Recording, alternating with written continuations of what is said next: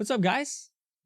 Finally, I am back making actual content. So if you watched my last video, you know that I'm gonna be doing a lot of talking head videos. So pretty much what that is that's me doing a lot of videos about like how to be a content creator or how to get started, what to do, what not to do when it comes to buying electronics, things like that. So yeah, I'm going to go ahead and start one off with what do you want to do if you want to start streaming? So yeah, let's jump right in.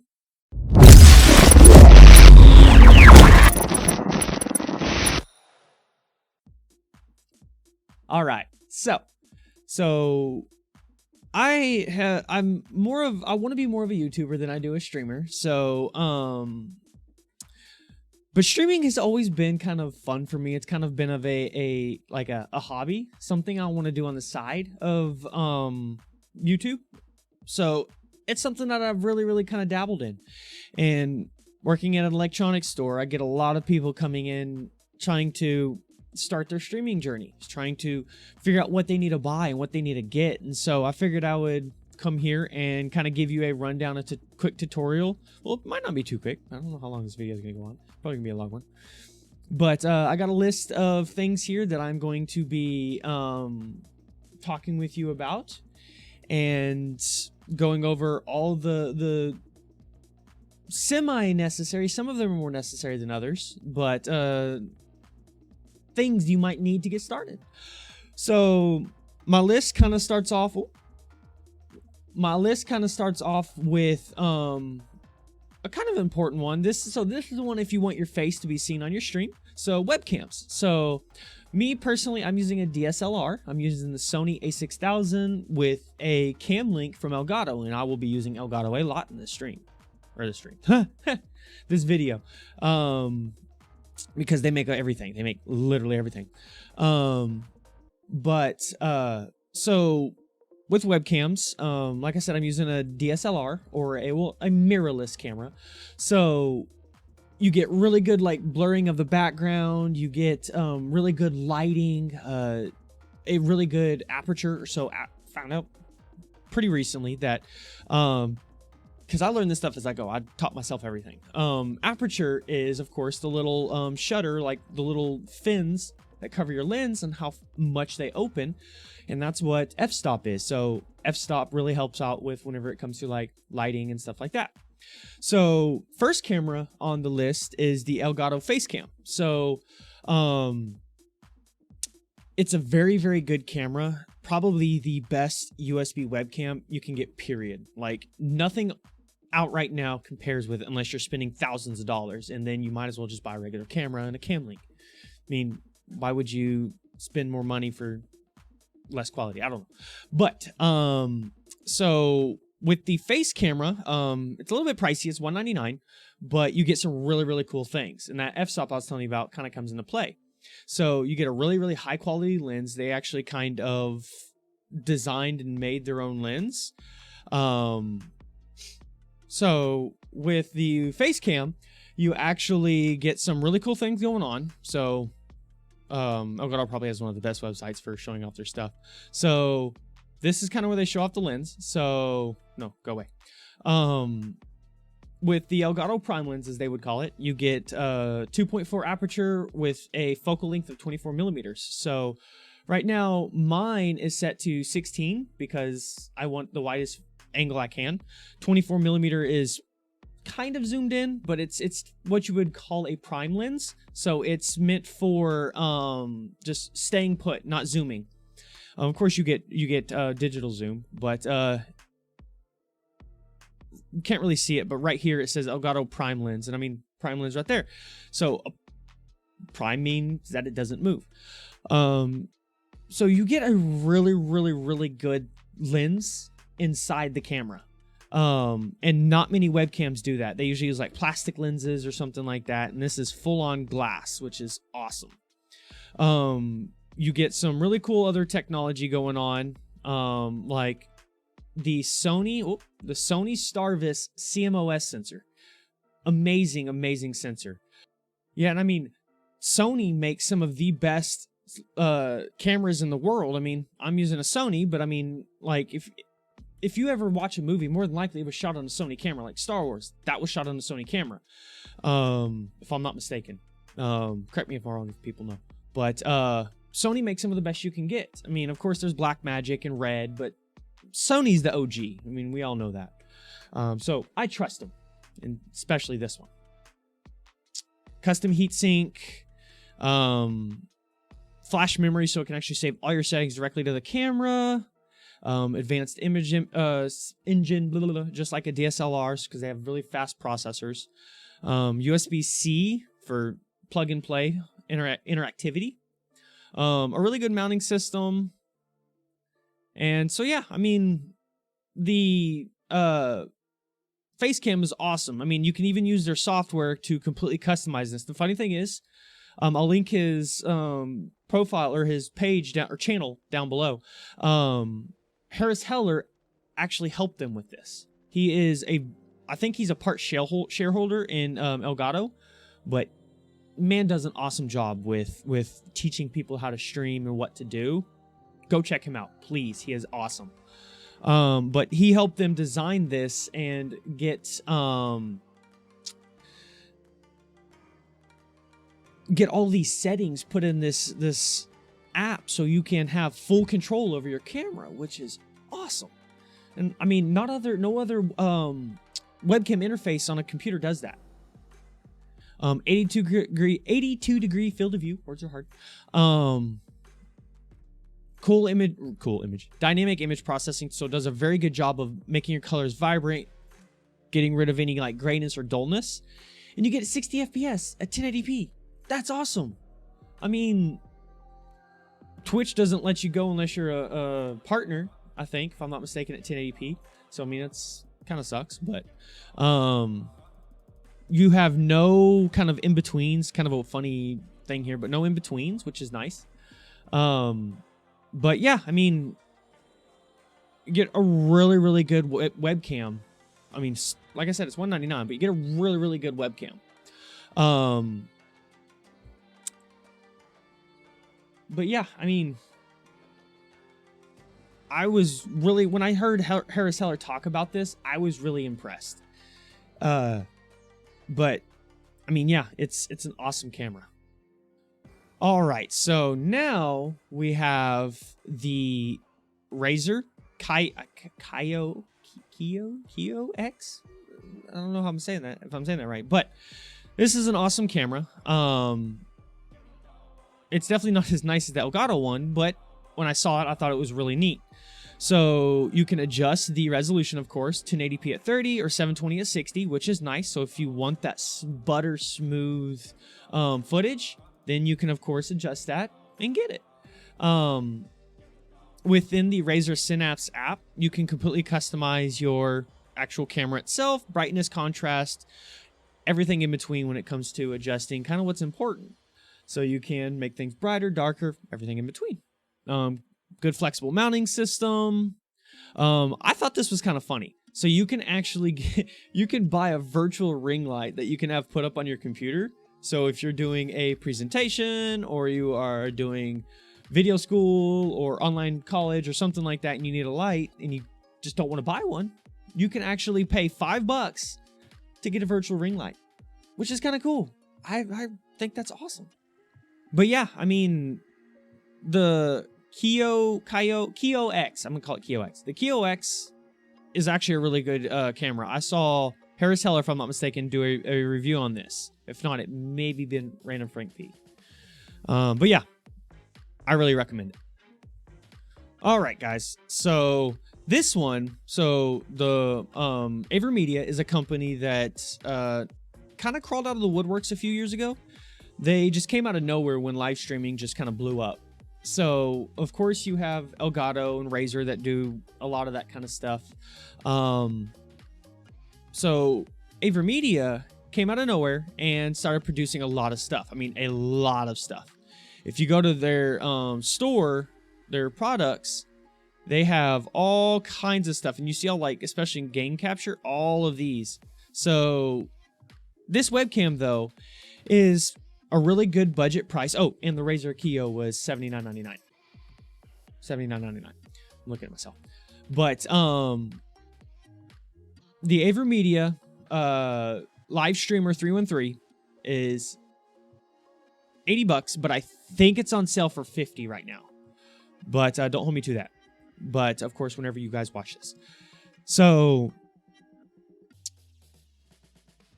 this is a very, very decent camera. I've heard decent things. Now, of course, if I'm not mistaken, I remember Harris Heller doing a video. Harris Heller, like I said, he's awesome. And the colors aren't the best. They were a little bit washed out. But, I mean, 1080p at 30 frames isn't bad. I mean, you got 1080p at 30 frames. And at a very affordable price. You have a webcam cover, which is nice. So you can cover the webcam when you're doing something. So, I mean, kind of funny because the laptop they're using as a camera out there, they just need to block that, and then they removed it in the next one. But yeah, I mean, so if you don't feel comfortable or safe leaving it unblocked, you can just slide that thing over and block it like they're showing.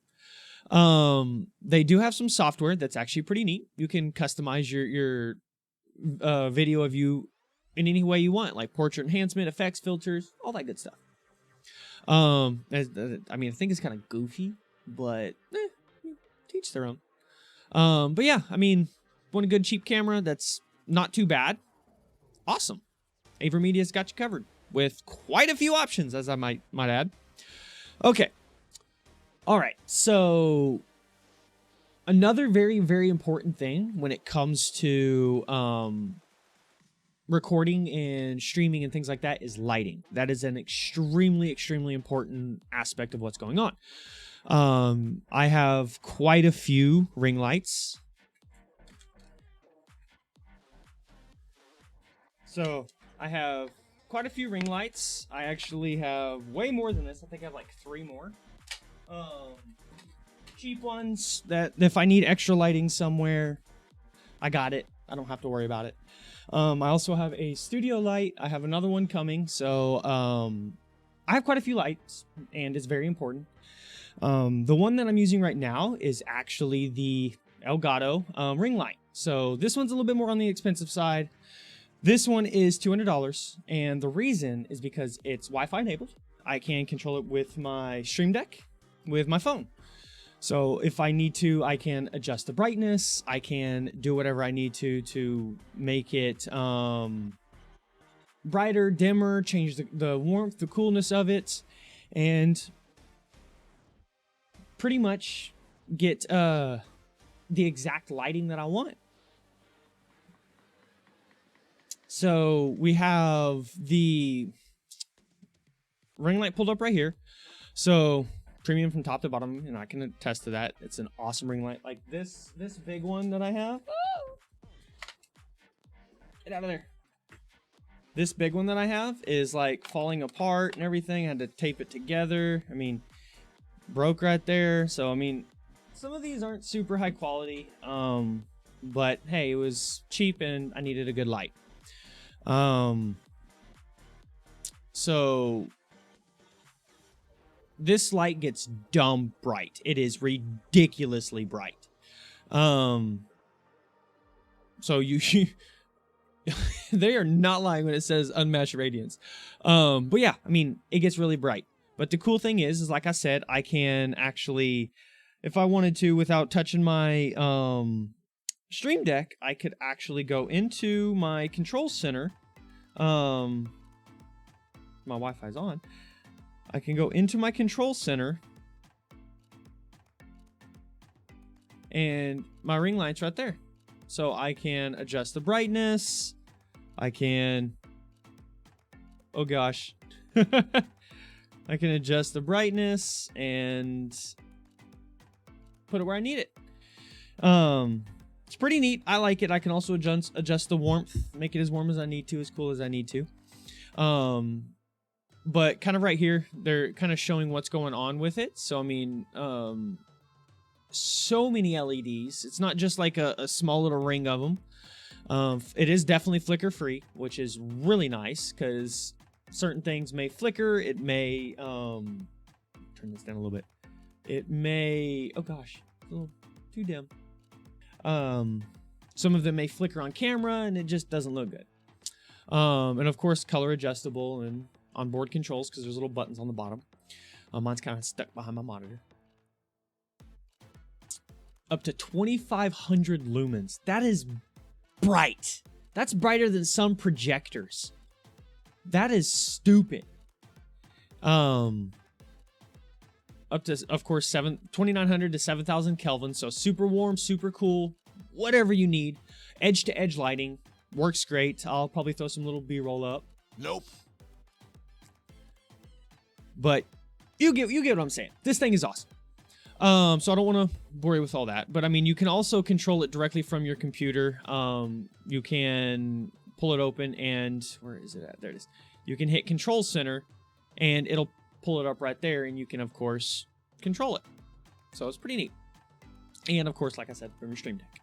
Now, there's also a few more from Elgato. So there is the Keylight Air and the regular Keylight. So those are both literally identical when it comes to how they're controlled and what they can do. It's just they're not a ring. They are meant for actual studio production. So like if I wanted good quality light, I'll get a couple of those. But I actually got, I should have used this one, but I'll probably put the link down below for this light that I'm using. I got this one from Walmart. This one was, who was this one by? Let me see. Vivitar.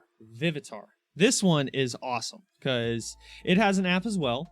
It's not Wi-Fi, it's Bluetooth, but pretty neat. I can control it from my phone. It gets ridiculously bright as well. I think this one goes up to like 17 or 1800 lumens, so still really bright. But yeah, I mean, I love it. It's awesome. And it's RGB too. That's the coolest part. I can make it whatever color I want. But yeah, so Elgato makes literally all the lights you need. And of course, got a couple of other options. So these are from the ones that I got that were from Best Buy. So this is a 19-inch bicolor ring. So of course it goes cool and warm. On sale right now for $80 at bestbuy.com, but you can get it for $100 normally anytime. And then of course I also have the 12-inch one, which is the one that I showed you earlier. So that's this one. Well, I think this is a newer version because this one looks a little bit different when it comes like to controls and stuff, but it's essentially the same. Comes with a really cool tripod and things like that. But yeah, so lighting is extremely important. I usually recommend having your main light, which is your key light, and then your B light, like your lights behind you, or like causing to cast a shadow, like right here. So like that one's pulling this way, or a light behind you, like I have up there, kind of pushing that way. So you get all angles covered. So lighting is very important. All right. So speaking of, so one of my favorite parts of all of the streaming and everything are the mics. So I've gone through quite a few different ones. From a $70 mic all the way up to a $200 mic. And this one's kind of in between. So this one is my favorite by far. As you can see, it is a Shure. I've seen everybody using the SM7B, and that one, of course, was one I was aiming for that I wanted to get. And then Shure came out with this one. So this one is going to actually be the MV7X. So the MV7X is a XLR only microphone that is technically almost identical to the SM7B. It's not as big, doesn't have as big of a actual I forget the name, but the little piece of hardware that records your voice. Let me know what it's called down below. But it uses the exact same housing style as the SM7B, as you can read in the little blurb there. If not, you can just go to the website, the link below. But of course you'll need an interface. I am using the Komplete Audio 2. The 2 means of course you can plug in 2 microphones through XLR or the 1/4-inch jack. So it actually is a hybrid plug. But I love this mic. And as you can hear, it sounds good, sounds clean. It's a cardioid pickup pattern, if I'm not mistaken. But I have to talk down into it because it doesn't pick up anything behind it. So I like that.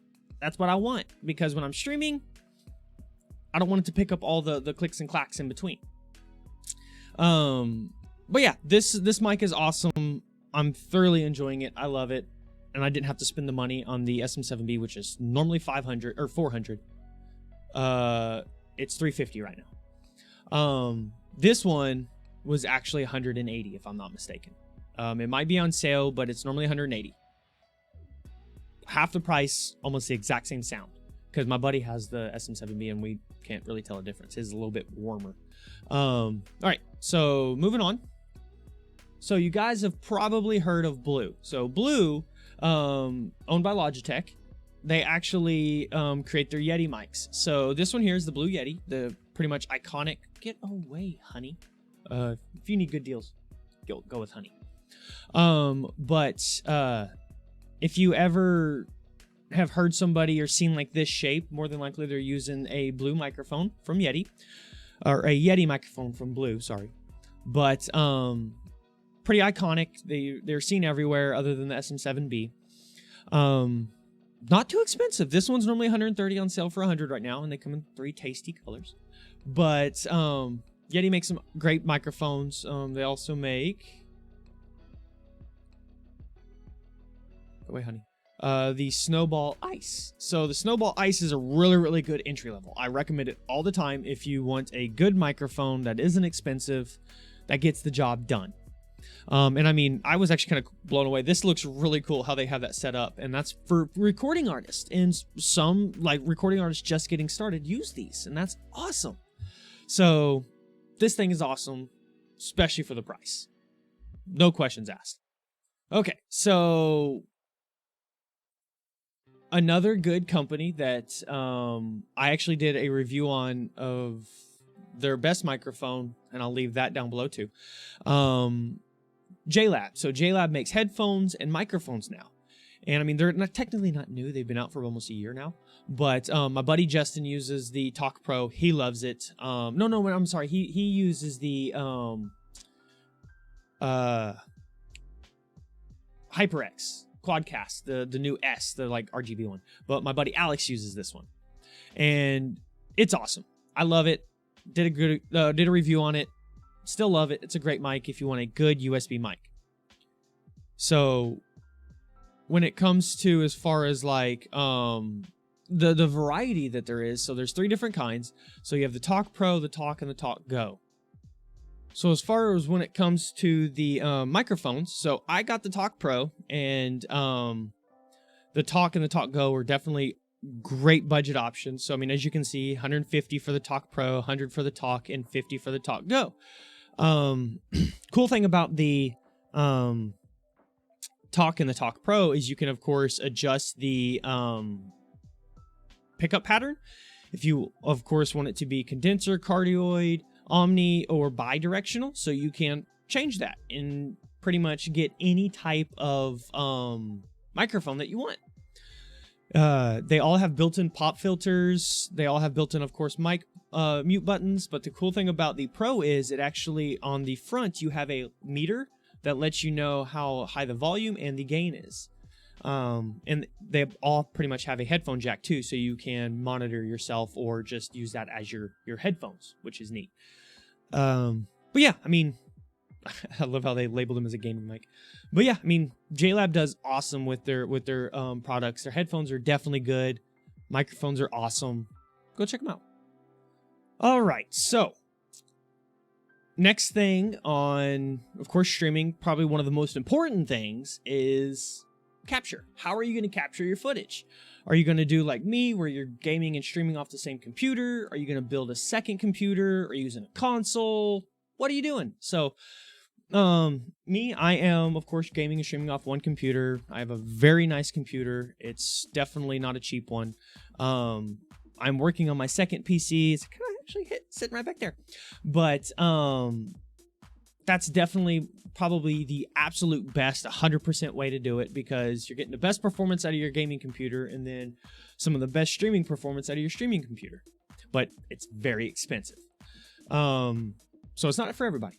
Now, another way to do it is with a console. So you can, of course, get a gaming console and stream directly off that gaming console, or you can get yourself a laptop like my brother did and stream off of the console onto the laptop using a capture card.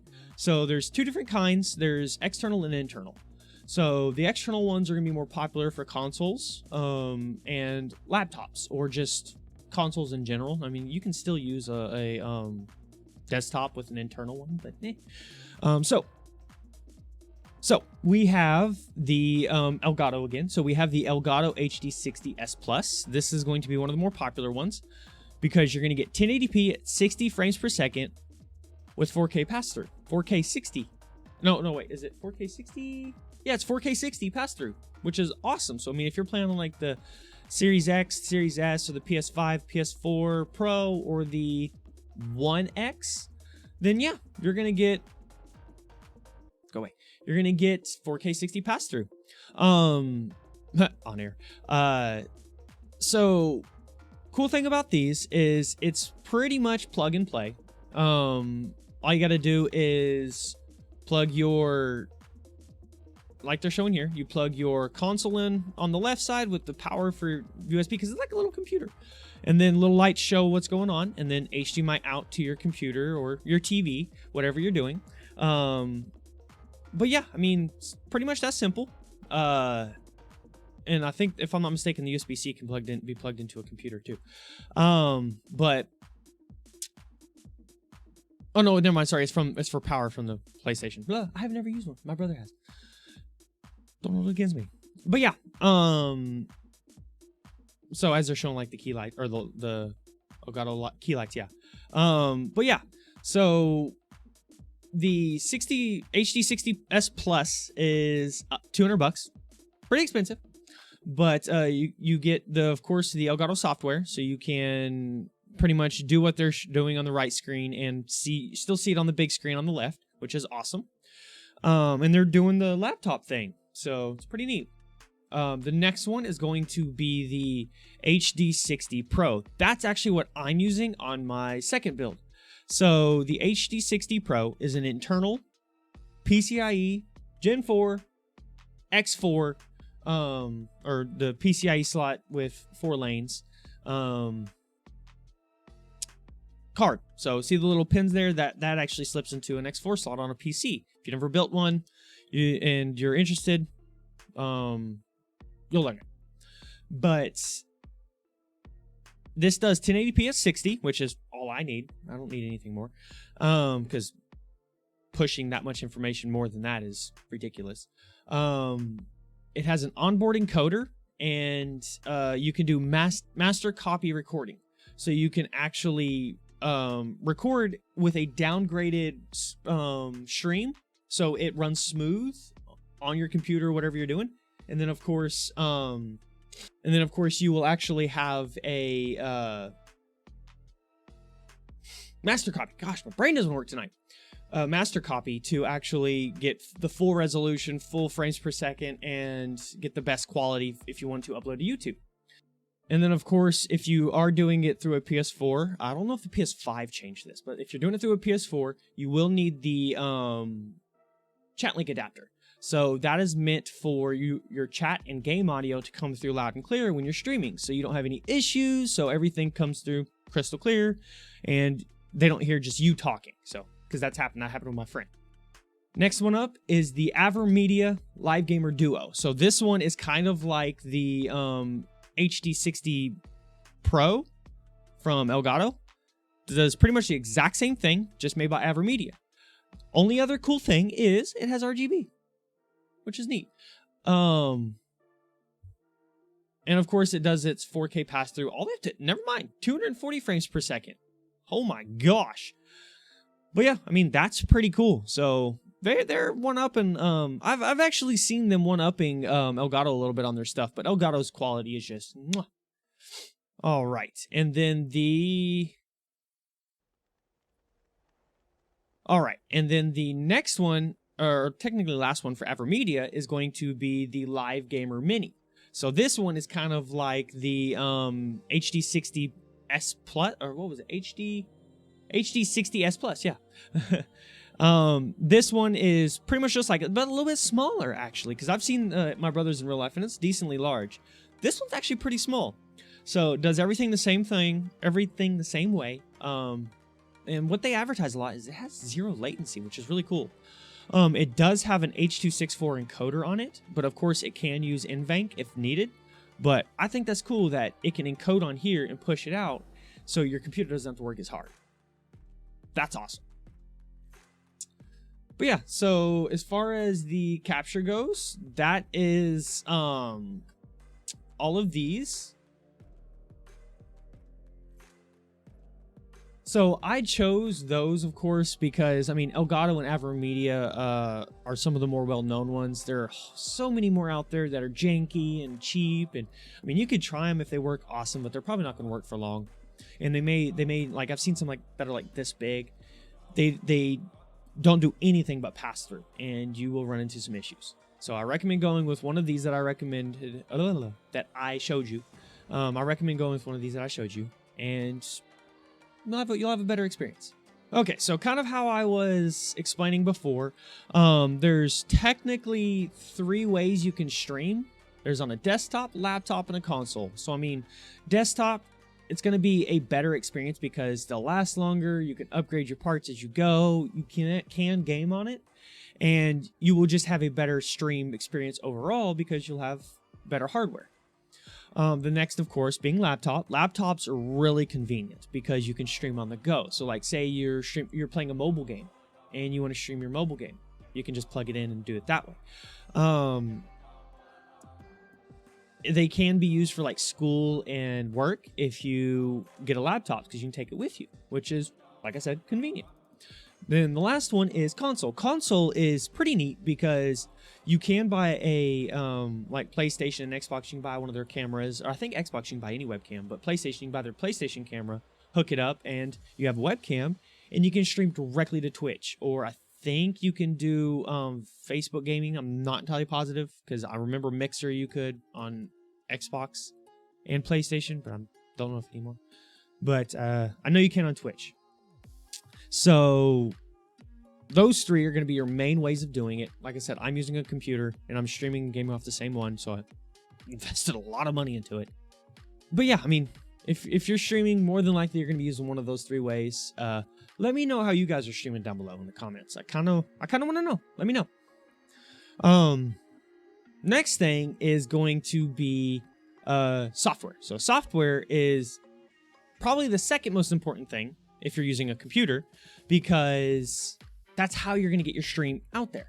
So I'm using OBS paired with Stream Elements. So I was using Streamlabs. Don't recommend it. I don't know what was going on with the fiasco. Nobody wants to use them anymore. I stopped using them 2 years ago. So Stream Elements, that's my place. That's my family. I love Stream Elements because of the integration and the how easy it can be on your computer. Like right now I'm using 0.55% of my CPU. Then again, I have an i9, so very nice, very high power CPU.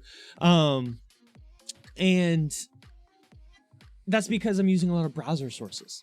I'm not using actual scenes that I've downloaded and put on here from Nerd or Die, which I'll actually put my affiliate link down below so you can go check that out.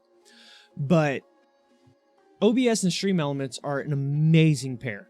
OBS is super modular. You can pop in and out your stream chat, your notifications. You can, I don't know if they've got it working or just took it away, but there was a media stream where you can stream music from YouTube or wherever you're, excuse me, wherever you can stream music from wherever you want to, and your stream can interact with it. They can add songs, suggest songs, they can pay bits for songs or whatever, and you can play them. And then of course, it's just super easy to use. It's super simple. It's all laid out there for you. You can go through a tutorial when you first start it to learn how to use it. Plenty of YouTube videos, and you'll be set. Now, Another one that you can use is XSplit. I was using them for a little bit about 2 years ago, and I just didn't like how hard they were hitting my CPU, because then again, gaming and streaming off the same one, so that's important to me. And I was using an i7 versus an i9, so that was getting hit really hard. And it didn't really take full advantage of the NVENC encoder like Stream Elements and OBS does. So, but cool thing about XSplit is the interface. So you can put GIFs. There's kind of like you can change your background, do a really good green screen, and there was all these really neat little gimmicks that you can use that are pretty neat. You'll have to download it and check it out for yourself. I recommend just trying them out, seeing which one you like, and kind of picking the one that kind of suits you. Stream Elements, though, is really neat because everything's done on the browser. So you can import your scene settings from your Nerd or Die profile and pull it up, and it will already be laid out. All you have to do is delete the ones you don't want, move around, change colors.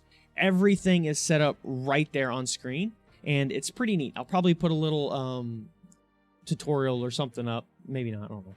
But yeah, I mean, it's so cool. I'll give you a little example, like the transition, the nerdordie.com thing up there, the little followers goal, my logo, how I have my rounded edges, everything is done through Stream Elements and OBS. And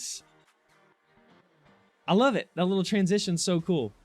But you also get chat bots with both of them, so they can ban repeat spammers or that post links or things like that, and you can customize that. It's really neat.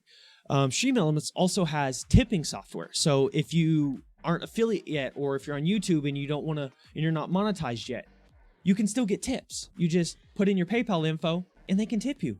It's awesome. It's a link that you can put in your stream bio.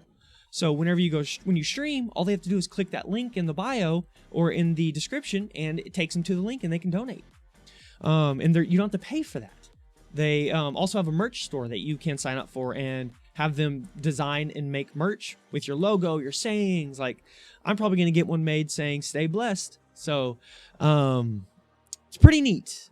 Pretty neat. I am super happy with Stream Elements, and of course XSplit's awesome. I hear great things about it.